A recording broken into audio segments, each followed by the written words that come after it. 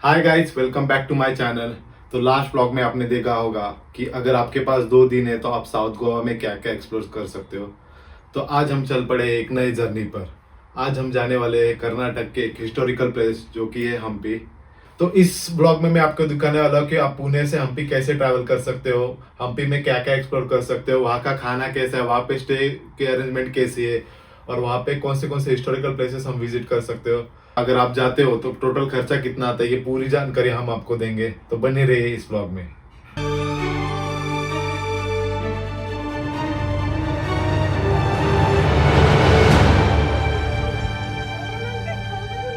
हमारा पहला प्लान था कि बाय कार से ही चलते, बट डिस्टेंस काफ़ी दूर है, 12 घंटे का रास्ता है पुणे से, और मैं अकेला ड्राइव करने वाला था।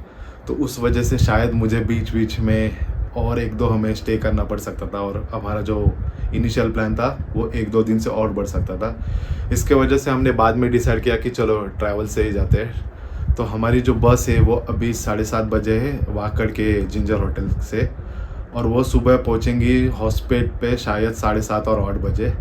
हॉस्पेट से हमारा जो होम स्टे है वो तकरीबन आधे घंटे के डिस्टेंस पे है। जो जहाँ पे हमने रूम बुक किया है तो वो होम स्टे ही है, क्योंकि हमें रूम्स मिल नहीं रहे थे क्योंकि ये लॉन्ग वीकेंड है।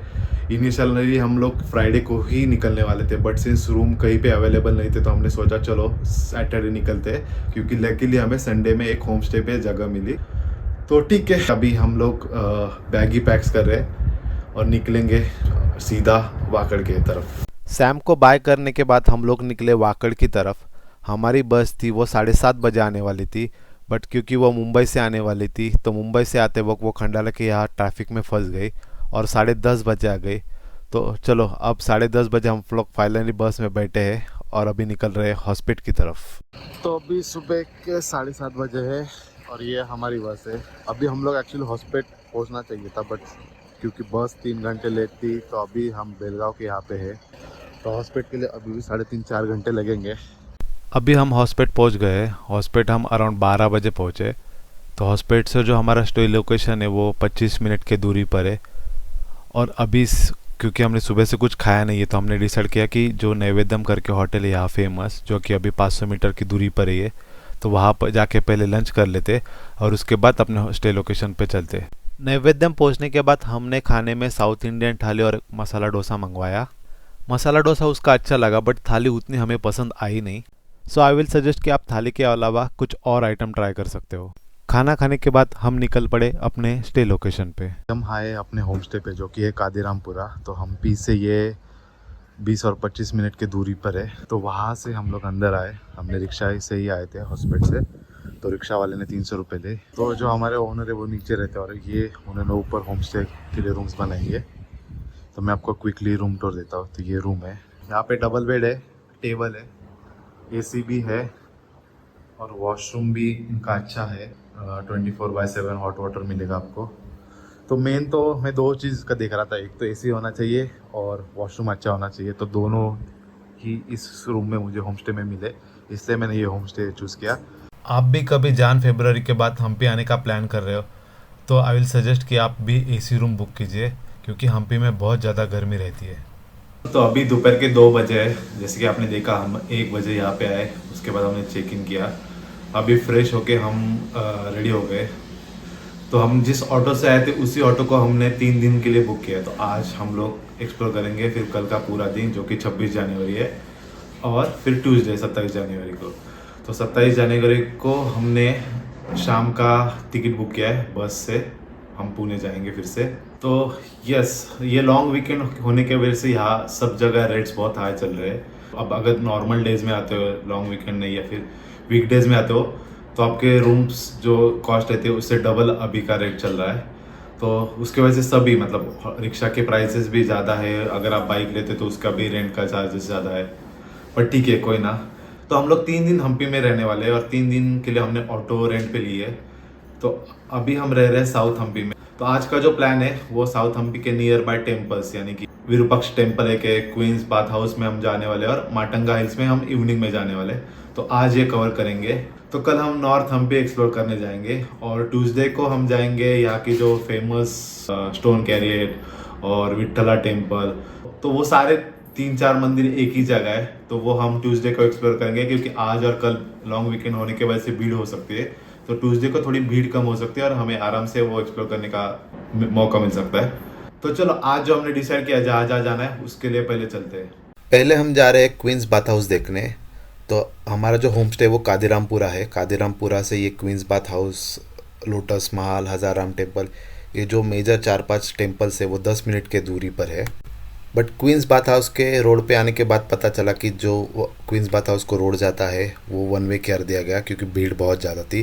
तो हमें दूसरा रोड से जाना पड़ा, और दूसरे रोड से जाते वक्त हमने डिसाइड किया कि पहले हम लोग जो अंडरग्राउंड शिव टेम्पल है वो देखेंगे। तो वहाँ से शिवा टेम्पल के लिए एंट्री है। जहाज से आप नीचे जा सकते हो। बहुत सारे फॉरेन टूरिस्ट भी यहाँ पे आए हैं। नीचे भी बहुत ज़्यादा भीड़ है, तो चलो अटक से जाते और दर्शन ले लेते हैं। ये है हम्पी का अंडरग्राउंड शिव मंदिर, जिसे विजयनगर साम्राज्य के समय बनाया गया था। मंदिर ज़मीन के नीचे होने की वजह से बरसात में पूरी तरह पानी में डूब जाता है। कहा जाता है कि यहाँ राजा और संत पूजा किया करते थे, और आज भी ये मंदिर उस दौर की धार्मिक आस्था को दिखाता है। शिव मंदिर के अंदर अभी भी काफ़ी जगह पानी भरा हुआ है, इसलिए अंदर जाते वक्त थोड़ा संभल कर चलना पड़ेगा। शिव मंदिर में दर्शन लेने के बाद हम अगले मंदिर की तरफ निकल पड़े। तो अभी हम आए हैं हजार रामचंद्र टेम्पल, और इस टेम्पल के बिल्कुल सामने है पान सुपारी बाजार। पुराने समय में व्यापार पैसे से नहीं बल्कि वस्तुओं के आदान प्रदान से होता था, जिसे बार्टर सिस्टम भी कहा जाता है। तो ऐसे 7 बाजार हम्पी में है, और पान सुपारी बाजार उन 7 बाजारों से एक है। बट अभी हम बाजार एक्सप्लोर नहीं करने वाले, तो डायरेक्टली चलते मंदिर। यह हजार राम मंदिर विजयनगर के राजाओं का निजी मंदिर था। इसका निर्माण 15वीं शताब्दी में किया गया था। इस मंदिर के दीवारों पर रामायण के हजारों दृश्य और आकृतियां उकेरी गई है। भगवान राम के जन्म से लेकर राज्याभिषेक तक की कथा पत्थरों पर दिखाई देती है। इसी वजह से इसे हजार राम मंदिर कहा जाता है, और ये जगह उस समय की कला और धर्म दोनों का प्रतीक है।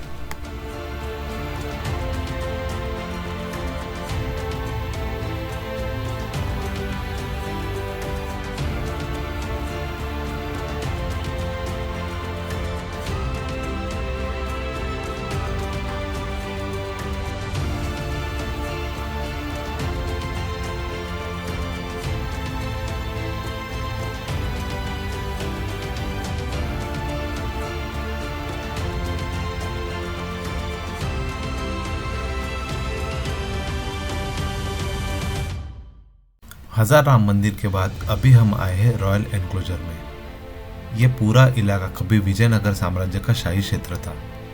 यही राजा रहते थे और राज्य से जुड़े बड़े फैसले लिया करते थे। इस क्षेत्र में महल, सभा भवन, सुरक्षा संरचनाएं और अंडरग्राउंड चैम्बर्स भी मौजूद थे। ये गुप्त कक्ष, रणनीति बैठकों और सुरक्षा के लिए इस्तेमाल किया जाते थे। आज भले ही सब खंडर है, लेकिन रॉयल फील और इतिहास अब भी जिंदा है।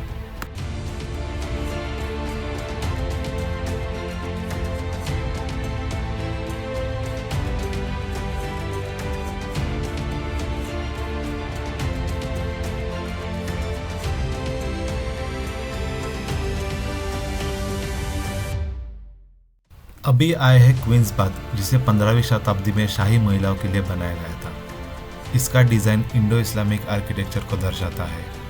यहाँ पानी लाने के लिए खास नहर प्रणाली बनाई गई थी। यह जगह विजयनगर की शाही जीवनशैली की झलक देती है।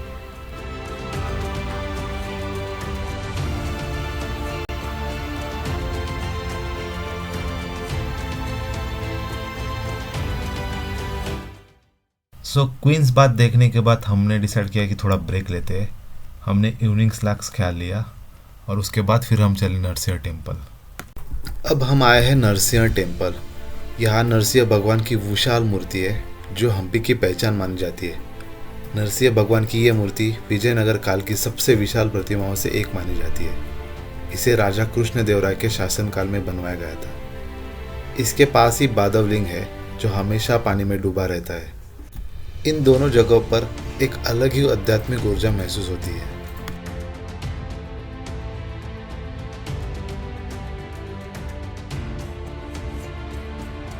नरसिंह टेम्पल देखने के बाद अभी हम आए हैं कृष्ण मंदिर। कृष्ण मंदिर के सामने ही कभी कृष्ण बाजार लगा करता था। यहाँ देश विदेश से व्यापारी आया करते थे। मंदिर के सामने बसा ये बाजार धर्म और व्यापार का अनोखा संगम था। चलो अब देखते हैं श्री कृष्ण मंदिर। 16वीं शताब्दी में राजा कृष्णदेवराय ने इसे अपने विजय के स्मारक में रूप में बनवाया था। विजयनगर साम्राज्य की आस्था का केंद्र ये था और आज भी यह जगह विजयनगर की समृद्धि की कहानी बताती है।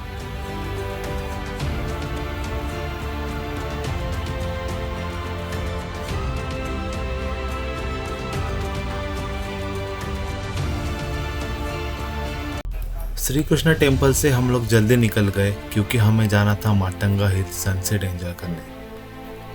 अब हम आए हैं माटंगा हिल, जहाँ से हम्पी का सबसे शानदार व्यू मिलता है। ऊपर चढ़ना थोड़ा मुश्किल है लेकिन नज़ारा पूरी मेहनत वसूल कर देता है। सनराइज और सनसेट के लिए ये जगह बेस्ट मानी जाती है और यहाँ आकर सच में सुकून मिलता है।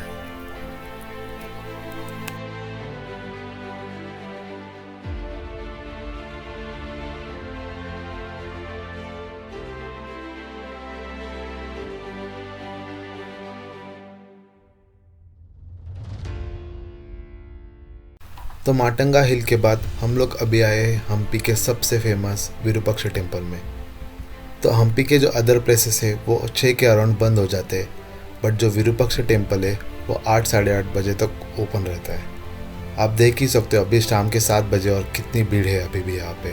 तो आप भी माटंगा हिल में सनसेट एंजॉय करने के बाद विरूपाक्ष टेम्पल आ सकते हो। तो ये है विरूपाक्ष मंदिर, हम्पी का सबसे पुराना और आज भी सक्रिय मंदिर है। इसका इतिहास 7वीं शताब्दी से जुड़ा हुआ माना जाता है। विजयनगर साम्राज्य से पहले भी यहाँ पूजा होती रही है और हर विजयनगर राजा ने इस मंदिर को संरक्षण दिया।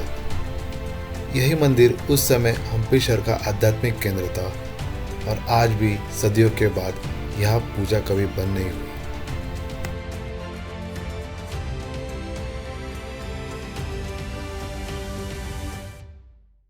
तो अभी आपने देखा होगा कि आज हम कहाँ कहाँ घूमे। तो इनिशियली हमारा 2-3 स्पॉट पे ही जाने का प्लान था क्योंकि रात भर हम ट्रैवल करके आए थे पुणे से और आपने देखा ही होगा कि हमारा 12 बजे यहाँ पे आए और 2 बजे हम लोग एक्सप्लोर करने निकले। तो यस, इनिशियली हमने डिसाइड किया था कि 2 और 3 ही स्पॉट्स जो मेजर स्पॉट्स है यहाँ के साउथ हम्पी के वो कवर करेंगे। बट जिनसे हमने रिक्शा रेंट पे ली थी वो अंकल अच्छे थे, उन्होंने हमारा अच्छे से प्लानिंग किया और उन्होंने तकरीबन 7 से 8 हमें स्पॉट्स दिखाए और कल हम नॉर्थ हम्पी एक्सप्लोर करने वाले हैं। तो आज के ब्लॉग के लिए बस इतना ही, मिलते हैं नेक्स्ट ब्लॉग में। Bye bye.